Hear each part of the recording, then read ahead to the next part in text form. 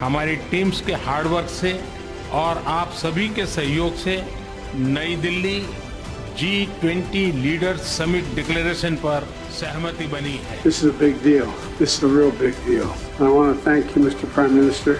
One Earth, one family, one future.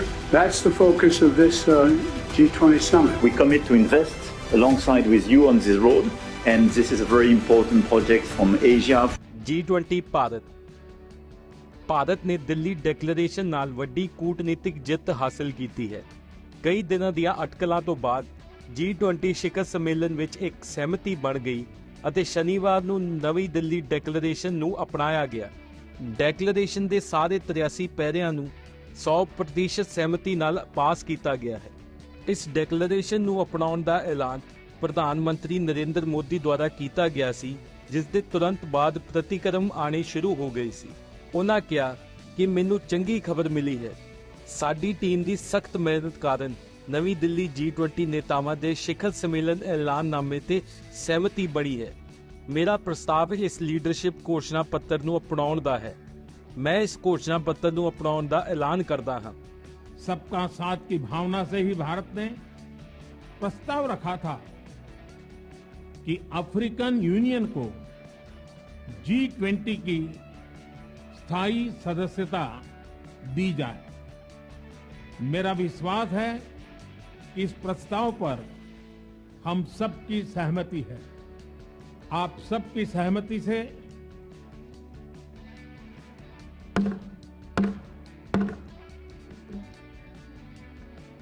आगे की कार्रवाई शुरू करने से पहले ਇਸ ਮੌਕੇ ਤੇ ਸਾਡੇ ਅਧਿਕਾਰੀਆਂ ਮੰਤਰੀਆਂ ਨੂੰ ਵਧਾਈ, ਜਿਨ੍ਹਾਂ ਨੇ ਇਸ ਲਈ ਸਖਤ ਮਿਹਨਤ ਕੀਤੀ ਅਤੇ ਇਸ ਨੂੰ ਸੰਭਵ ਬਣਾਇਆ।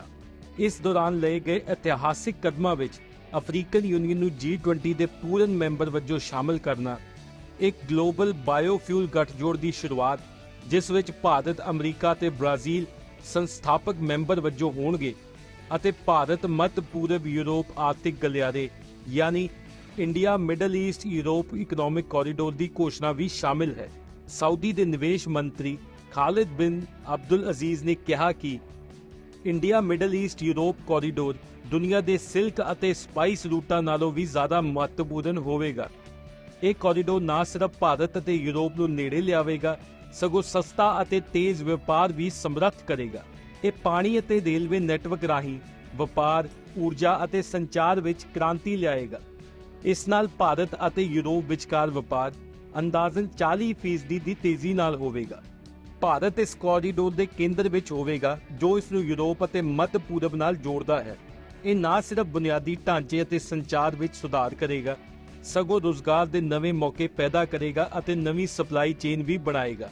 ਇਹ ਕੋਰੀਡੋਰ 2047 ਤੱਕ ਭਾਰਤ ਨੂੰ ਇੱਕ ਵਿਕਸਿਤ ਦੇਸ਼ ਬਣਨ ਵਿੱਚ ਮਦਦ ਕਰਨ ਵੱਲ ਇੱਕ ਵੱਡਾ ਕਦਮ ਹੈ। ਨਵੀਂ ਦਿੱਲੀ ਦੇ ਨੇਤਾਵਾਂ ਦੇ ਐਲਾਨਨਾਮੇ ਦੀਆਂ ਮੁੱਖ ਵਿਸ਼ੇਸ਼ਤਾਵਾਂ ਕੀ ਹਨ? G20 ਦੇ ਨੇਤਾਵਾਂ ਵਿਚਕਾਰ ਵਿਵਾਦ ਦਾ ਸਭ ਤੋਂ ਵੱਡਾ ਸੰਭਾਵੀ ਕਾਰਨ ਰੂਸ-ਯੂਕਰੇਨ ਯੁੱਧ ਤੇ ਸ਼ਬਦਾਵਲੀ ਸੀ। G20 ਘੋਸ਼ਣਾ ਪੱਤਰ ਵਿੱਚ ਯੂਕਰੇਨ ਉੱਤੇ ਰੂਸੀ ਹਮਲੇ ਦਾ ਜ਼ਿਕਰ ਕਰਨ ਤੋਂ ਪਰਹੇਜ਼ ਕੀਤਾ ਗਿਆ ਅਤੇ ਸਾਰੇ ਰਾਜਾਂ ਨੂੰ ਇੱਕ ਦੂਜੇ ਦੀ ਖੇਤਰੀ ਅਖੰਡਤਾ ਅਤੇ ਪ੍ਰਭੂਸੱਤਾ ਦਾ ਸਨਮਾਨ ਕਰਨ ਦੇ ਸਿਧਾਂਤ ਦੀ ਪਾਲਣਾ ਕਰਨ ਦੀ ਅਪੀਲ ਕੀਤੀ ਗਈ।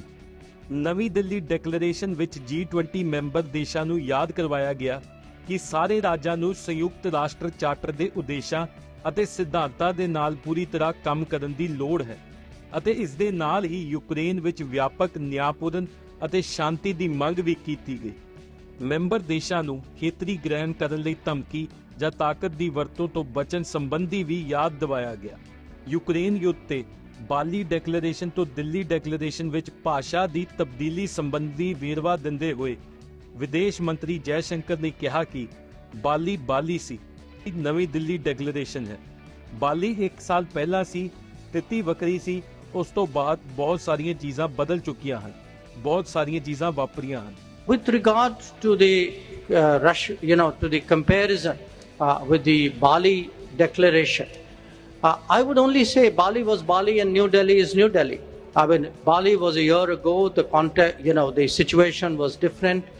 Many things have happened since then, and in fact, if you see in the geopolitical segment of the leaders' declaration, there are in totality 8 paragraphs, 7 of which actually focus on the Ukraine issue, and many of them highlight problems which are of great contemporary significance. I mean, including the efforts of the Istanbul agreements, the concerns about unimpeded deliveries of grain, foodstuff, and fertilizers, the issues of attacks on the relevant infrastructure.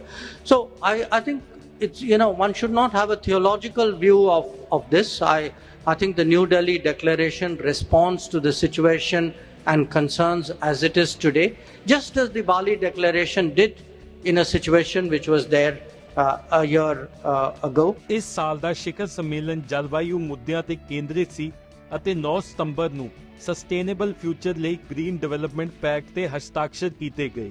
ਇਹ ਇੱਕ ਵੱਡਾ ਇਤਿਹਾਸਿਕ ਕਦਮ ਸੀ। ਇਸ packet ਦੇ ਮੁੱਖ ਉਦੇਸ਼ ਹਨ ਕਿ ਇਹ ਪੈਕਟ ਮਜ਼ਬੂਤ, ਸੰਤੁਲਿਤ ਅਤੇ ਸਮਾਵੇਸ਼ੀ ਯਾਨੀ ਇਨਕਲੂਸਿਵ ਵਿਕਾਸ ਨੂੰ ਸਮਰੱਥ ਬਣਾਉਣ ਅਤੇ ਜਲਵਾਯੂ ਉਦੇਸ਼ਾਂ ਨੂੰ ਪ੍ਰਾਪਤ ਕਰਨ ਦੇ ਸਾਧਨ ਵਜੋਂ ਕਲੀਨ, ਕਿਫਾਇਤੀ ਅਤੇ ਸੰਮਿਲਿਤ ਊਰਜਾ ਤਬਦੀਲੀਆਂ ਨੂੰ ਤੇਜ਼ ਕਰਨ ਲਈ ਵਚਨਬੱਧ ਹੈ। ਇਹ 2030 ਤੱਕ ਵਿਸ਼ਵ ਪੱਧਰ ਤੇ ਰੀਨਿਊਏਬਲ ਊਰਜਾ ਸਮਰੱਥਾ ਨੂੰ 3 ਗੁਣਾ ਕਰਨ ਸੰਬੰਧੀ ਕੰਮ ਕਰਨ ਲਈ ਵੀ ਵਚਨਬੱਧ ਹੈ। ਇਸ ਪੈਕਟ ਵਿੱਚ 2019 ਦੇ ਪੱਧਰ ਦੇ ਮੁਕਾਬਲੇ 2030 ਤੱਕ ਗ੍ਰੀਨ ਹਾਊਸ ਗੈਸਾਂ ਦੇ ਨਿਕਾਸ ਨੂੰ 43% ਘਟਾਉਣ ਦਾ ਵਾਅਦਾ ਕੀਤਾ ਗਿਆ ਹੈ। G20 ਨੇਤਾਵਾਂ ਨੇ 2050 ਤੱਕ ਜਾਂ ਇਸ ਦੇ ਆਸ-ਪਾਸ ਕਾਰਬਨ ਨਿਊਟਰੈਲਿਟੀ ਨੂੰ ਪ੍ਰਾਪਤ ਕਰਨ ਲਈ ਵਚਨਬੱਧ ਕੀਤਾ ਹੈ, ਜਿਸ ਦਾ ਮਤਲਬ ਹੈ ਕਿ ਰਾਸ਼ਟਰ 2050 ਤੱਕ ਕਾਰਬਨ ਨਿਊਟਰਲ ਬਣਨਾ ਚਾਹੁੰਦੇ ਹਨ। ਇਸ ਦੇ ਨਾਲ ਹੀ 2030 ਤੱਕ ਨਿਕਾਸ ਵਿੱਚ ਕਮੀ ਨੂੰ ਯਕੀਨੀ ਬਣਾਉਣ ਲਈ ਸਸਟੇਨੇਬਲ ਡਿਵੈਲਪਮੈਂਟ ਨੂੰ ਲਾਜ਼ਮੀ ਬਣਾਉਣ ਤੇ ਜ਼ੋਰ ਦੇਣ ਲਈ ਕਿਹਾ ਗਿਆ ਹੈ। ਇਹ ਇਸ ਪੈਕਟ ਦੇ ਕੁਝ ਮੁੱਖ ਬਿੰਦੂ ਹਨ। ਇਹ ਇੱਕ ਬਹੁਤ ਹੀ ਇਤਿਹਾਸਿਕ ਪੈਕਟ ਹੈ ਜੋ ਭਾਰਤ ਦੀ ਵਾਤਾਵਰਣ ਪ੍ਰਤੀ ਵਚਨਬੱਧਤਾ ਨੂੰ ਦਰਸਾਉਂਦਾ ਹੈ। ਹੁਣ ਤੱਕ 19 ਦੇਸ਼ ਅਤੇ 12 ਅੰਤਰਰਾਸ਼ਟਰੀ ਸੰਗਠਨ ਸ਼ਾਮਿਲ ਹੋਣ ਲਈ ਸਹਿਮਤ ਹੋ ਗਏ ਹਨ। ਪ੍ਰਧਾਨ ਮੰਤਰੀ ਮੋਦੀ ਨੇ ਗਲੋਬਲ ਬਾਇਓਫਿਊਲ ਅਲਾਇੰਸ ਵਿੱਚ ਸ਼ਾਮਿਲ ਹੋਣ ਵਾਲੇ ਮੈਂਬਰ ਦੇਸ਼ਾਂ ਦਾ ਧੰਨਵਾਦ ਕੀਤਾ ਹੈ।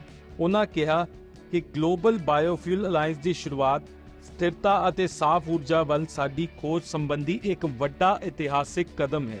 ਡੈਕਲੇਰੇਸ਼ਨ MSMEs ਦੁਆਰਾ ਦਰਪੇਸ਼ ਚੁਣੌਤੀਆਂ ਨੂੰ ਸਵੀਕਾਰ ਕਰਦਾ ਹੈ। ਨੇਤਾਵਾਂ ਨੇ ਬਹੁਪੱਖੀ ਵਿਕਾਸ ਬੈਂਕਾਂ, ਮਲਟੀਲੈਟਰਲ ਡਿਵੈਲਪਮੈਂਟ ਬੈਂਕਸ ਨੂੰ ਮਜ਼ਬੂਤ ਕਰਨ ਲਈ ਵਚਨਬੱਧਤਾ ਜਤਾਈ ਹੈ, ਜੋ ਕਿ ਭਾਰਤ ਦੀ G20 ਪ੍ਰੈਜ਼ੀਡੈਂਸੀ ਦਾ ਮੁੱਖ ਏਜੰਡਾ ਸੀ। ਘੋਸ਼ਣਾ ਪੱਤਰ ਵਿੱਚ ਮੈਂਬਰ ਦੇਸ਼ਾਂ ਨੇ ਘੱਟ ਅਤੇ ਮੱਧ ਆਮਦਨ ਵਾਲੇ ਦੇਸ਼ਾਂ ਵਿੱਚ ਕਰਜ਼ੇ ਦੀਆਂ ਕਮਜ਼ੋਰੀਆਂ ਨੂੰ ਪ੍ਰਭਾਵਸ਼ਾਲੀ, ਵਿਆਪਕ ਅਤੇ ਯੋਜਨਾਬੱਧ ਤਰੀਕੇ ਨਾਲ ਹੱਲ ਕਰਨ ਲਈ ਵੀ ਸਹਿਮਤੀ ਜਤਾਈ ਹੈ। ਇਸ ਡੈਕਲੇਰੇਸ਼ਨ ਵਿੱਚ ਨੇਤਾਵਾਂ ਨੇ ਅੱਤਵਾਦ ਦੇ ਸਾਰੇ ਰੂਪਾਂ ਦੀ ਵੀ ਨਿੰਦਾ ਕੀਤੀ ਹੈ ਅਤੇ ਵਿੱਤੀ ਐਕਸ਼ਨ ਟਾਸਕ ਫੋਰਸ FATF ਅਤੇ FATF ਸ਼ੈਲੀ ਦੀਆਂ ਖੇਤਰੀ ਸੰਸਥਾਵਾਂ ਦੀਆਂ ਲੋੜਾਂ ਨੂੰ ਪੂਰਾ ਕਰਨ ਲਈ ਵਚਨਬੱਧਤਾ ਪ੍ਰਗਟਾਈ ਹੈ। ਭਾਰਤ ਦੀ ਵੱਡੀ ਕੂਟਨੀਤਿਕ ਸਫਲਤਾ। ਗੱਲਬਾਤ ਦੇ ਵਿਚਕਾਰ G20 ਨੇਤਾਵਾਂ ਦੁਆਰਾ ਜਾਰੀ ਕੀਤੀ ਗਈ ਸੰਯੁਕਤ ਸਟੇਟਮੈਂਟ ਨੇ ਇੱਕ ਮਹੱਤਵਪੂਰਨ ਕੂਟਨੀਤਿਕ ਸਫਲਤਾ ਦੀ ਨਿਸ਼ਾਨਦੇਹੀ ਕੀਤੀ ਹੈ। ਇਸ ਨੇ ਰਾਜਾਂ ਦੀ ਖੇਤਰੀ ਪ੍ਰਾਪਤੀ ਲਈ ਤਾਕਤ ਦੀ ਵਰਤੋਂ ਤੋਂ ਬਚਣ ਲਈ ਵਚਨਬੱਧਤਾ ਨੂੰ ਰੇਖਾਂਕਿਤ ਕੀਤਾ ਅਤੇ ਪਰਮਾਣੂ ਹਥਿਆਰਾਂ ਦੀ ਵਰਤੋਂ ਜਾਂ ਧਮਕੀ ਨੂੰ ਅਸਵੀਕਾਰਯੋਗ ਦੱਸਿਆ। ਸਰਕਾਰ ਨੇ ਦੱਸਿਆ ਕਿ ਘੋਸ਼ਣਾ ਪੱਤਰ ਦੇ ਸਾਰੇ 83 ਪੈਰੇ ਸਰਬਸੰਮਤੀ ਨਾਲ ਅਪਣਾਏ ਗਏ ਹਨ। ਭਾਰਤ ਦੀ G20 ਪ੍ਰੈਜ਼ੀਡੈਂਸੀ ਦਾ ਥੀਮ ਵਨ ਅਰਥ, ਵਨ ਫੈਮਿਲੀ, ਵਨ ਫਿਊਚਰ ਸੀ। ਭਾਰਤ ਦੀ G20 ਪ੍ਰਧਾਨਗੀ ਦੇ ਮਹੱਤਵਪੂਰਨ ਨਤੀਜਿਆਂ ਵਿੱਚੋਂ ਇੱਕ ਅਫਰੀਕੀ ਸੰਘ ਦਾ G20 ਵਿੱਚ ਸਥਾਈ ਮੈਂਬਰ ਵਜੋਂ ਸ਼ਾਮਿਲ ਹੋਣਾ ਸੀ, ਜੋ ਵਿਸ਼ਵ ਕੂਟਨੀਤੀ ਵਿੱਚ ਇੱਕ ਮੀਲ ਪੱਥਰ ਨੂੰ ਦਰਸਾਉਂਦਾ ਹੈ। ਅਫਰੀਕਨ ਯੂਨੀਅਨ ਬਲਾਕ ਦਾ ਸਥਾਈ ਮੈਂਬਰ ਬਣ ਗਿਆ ਹੈ। 1999 ਵਿੱਚ ਬਲਾਕ ਦੇ ਗਠਨ ਤੋਂ ਬਾਅਦ ਇਹ ਪਹਿਲੀ ਵਾਰ ਹੈ ਜਦੋਂ ਕੋਈ ਨਵਾਂ ਮੈਂਬਰ ਸਮੂਹ ਵਿੱਚ ਸ਼ਾਮਿਲ ਕੀਤਾ ਗਿਆ ਹੈ। ਇਸ ਨਾਲ ਭਾਰਤ ਗਲੋਬਲ ਸਾਊਥ ਦਾ ਲੀਡਰ ਵਜੋਂ ਸਾਹਮਣੇ ਆਇਆ ਹੈ।